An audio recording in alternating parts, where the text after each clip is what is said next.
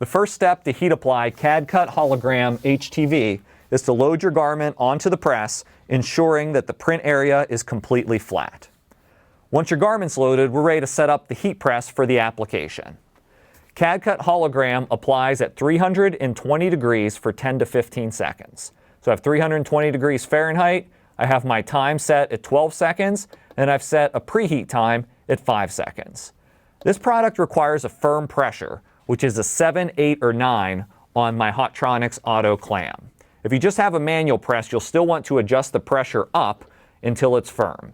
So we'll adjust this and lock the press down, a little bit too much. Retract it, lock the press down. I want it to be at a 7, 8, or 9 on my digital control board. It's at a 7, and through that process, I've also preheated my garment.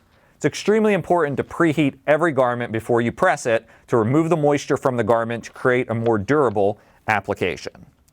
I'll position my CAD-CUT Hologram design onto the shirt. It has a little bit of a sticky backing to get it to hold temporarily in place, but you can use a cover sheet to completely flatten this product out. Cover sheets are recommended to protect the heater of your press. I'll lock down the press for the 12 seconds at the firm pressure, and CAD-CUT Hologram is a cold peel, which means we'll remove the garment completely from the press, let it cool down to room temperature before we peel the backing. Remove the cover sheet, remove the garment, and peel cold. Now that our design is cooled, we'll grab from the corner and peel at a 45-degree angle to reveal the completed result.